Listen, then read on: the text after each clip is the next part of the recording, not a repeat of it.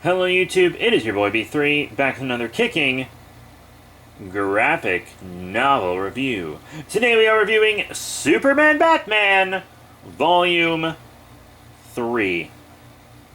Quick read up at the back of the book real quick. The world's finest on the run. When the Caped Crusader is attacked by one of his oldest and most powerful allies, the Martian Manhunter, he seeks the aid of Superman. Soon, Batman and the Men of Steel are ambushed by various off-worlders, both friend and foe alike, and the madness spreads to the Dark Knight, finding himself in danger from his Kryptonian friend. Batman must take desperate measures and make dangerous deals to defeat Superman and save the human race. When the smoke clears, will both heroes survive? Will their friendship? That's the back of the book, even though that's only one story in this book. So, writer Mark Verdenheim, along with artist Ethan Van Sciver, and others take Superman and Batman on an edge-of-your-seat adventure in Superman Batman Volume 3, collecting Superman Batman number 27 through 36 and Superman Batman Annual number 1. So yeah, there are a few different stories in here. The first one, Deathstroke is hired to kill Bruce Wayne. And this is like a hypothetical story. It's not canon. Bruce and Superman do not know... Well, Bruce and Clark do not know that they are Batman and Superman. They don't know each other's secret identities, and Lois doesn't know either's secret identities. So they're like... So Bruce Wayne is pretending to be this pompous ass, so no one suspects he's Batman. And then there's this one part where Clark can't, like, uses heat vision to shatter one of Bruce Wayne's drinks because he's mad at him, and I was like, that wasn't very Superman of you. And some circumstances appear where they figure out each other's secret identities, and then they kind of get trapped in this, like, dimensional rift where Earth 3 kind of bleeds into their Earth. And the Earth 3 versions of Batman, Superman, Lois Lane, and Deathstroke show up. So the Deathstroke that showed up is one that was hired to protect Bruce Wayne because, you know, Earth 3 is swapped, so he's a hero.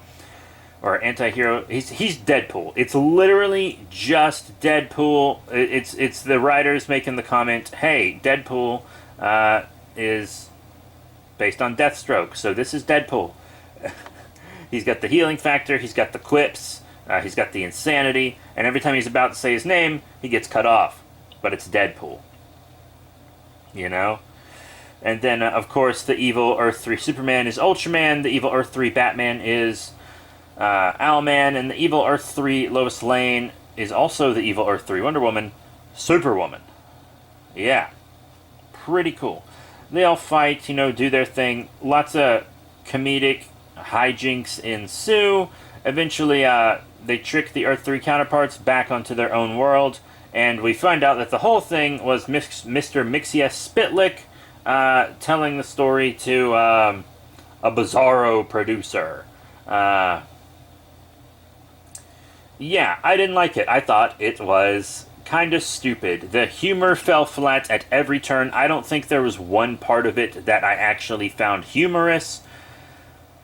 Yeah, I just did not like it. I mean, I guess the art was fine, but I didn't like the writing at all in that one. And then the next one takes place on Earth 2, so also not main continuity. You got Power Girl there, you got Huntress. Batman comes out of retirement to protect Huntress, even though he does not know Huntress is his daughter. He just has an instinct, and Superman's there. And the Ultra Humanite puts Superman's mind in Power Girl's body and Batman's mind in Huntress's body. And when I started reading this, I was like, are you serious? A body swap story? Guys, I hate body swap stories. I think they're lazy, and they're almost always resorted to when writers are out of ideas. That being said, it was different than any other body swap story I've ever read, because it wasn't a body swap story, it was a consciousness transference. So, Power Girl and Huntress's minds are still in those bodies. And They're fighting for control of their bodies back, and when they gain control, Batman and Superman's consciousnesses will be wiped out, and Ultra Humanite's thing is like, oh, they'll have to live with the fact that they killed their mentors, kind of. You know? It's kind of a weird book, but, you know, it wasn't bad. And I really liked the art. I thought the art was pretty good. Quite good, actually. And then it turns out to all have been a dream, which was pretty weird. Yeah, and it's actually the heroes of Kandor had this dream about Earth too, where it's Flamebird and Nightwing, you know, the heroes of Kandor. Crazy stuff. And then, you know, the Enemies Among Us is the one that the back of the book read up, and it was pretty good. Martian Manhunter shows up at one of Bruce Wayne's parties, attacks him in the Batcave, is saying all this crazy stuff. But Martian Manhunter's, like, outfit is not quite right. It's like an old retro outfit. Titano shows up with his kryptonite I-beams, and then, like, other characters, like Parasite shows up even though he's dead at this point in time. Dr. Phosphorus, and it's a shapeshifter who can completely copy all these abilities. And they try to talk to Martian Manhunter about it. He won't help them because Batman attacked him, but there's also something else going on. We find out that Green Lantern rings have become infected. You get the caveman from Krypton. You get, they pretend to be Lois Lane and dress as Lois Lane used to. And all this crazy stuff. And it seems like there's something called The Call, which is calling all alien life on Earth to rise up and eradicate the humans. It's this, like, psychic message, but it's also infecting Green Lantern rings. It's like giving Superman a false origin story so that it can turn him. And all this stuff. Lex Luthor calls Batman for help. They recruit Plastic Man. Batman and Plastic Man break into the Fortress of Solitude, where they fight the Shapeshifter again, disguised as Starfire. Something called the Black Rock takes possession of Plastic Man. And eventually we learn that the Shapeshifter was Zook. And I'm not gonna lie, I completely forgot Zook existed. Like, when I was reading this and it was first revealed that it was Zook, I was like, Zook? Wait, who is Zook? And then we had a flashback and it showed, like, Zook in his old look, and I was like, oh! Zook!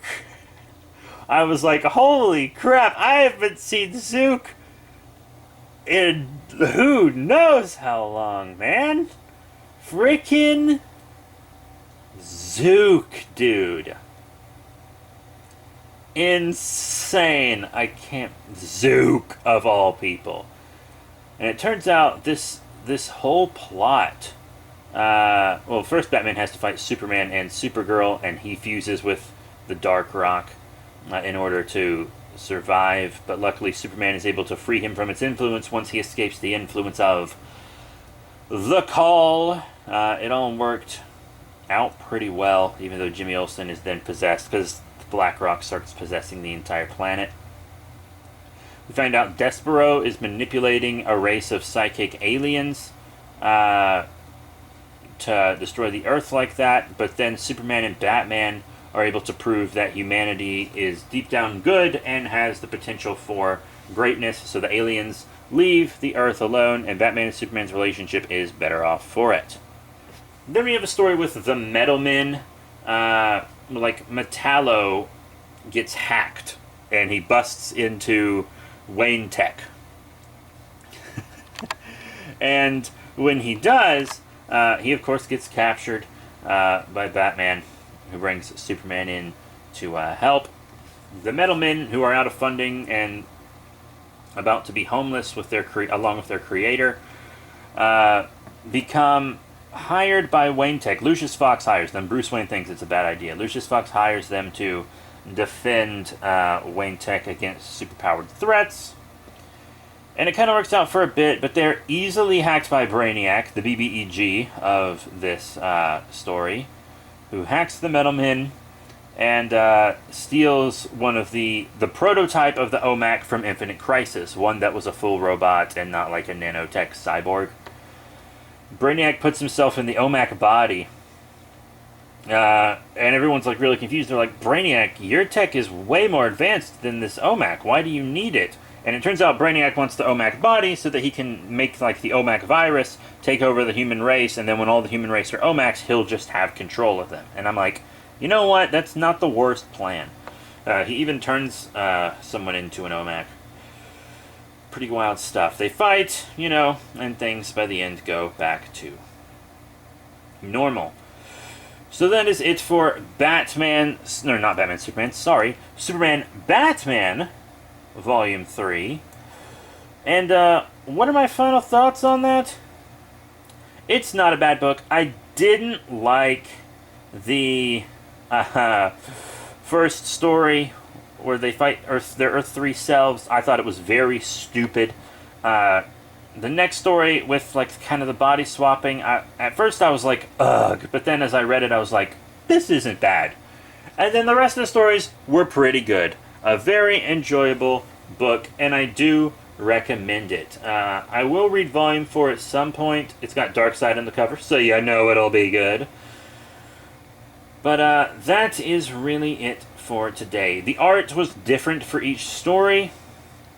I didn't have a problem with the art in any of the stories, to be honest. Even the story I didn't like, it was kind of that Public Enemies-esque art style. Sometimes I like that kind of art style, sometimes I don't.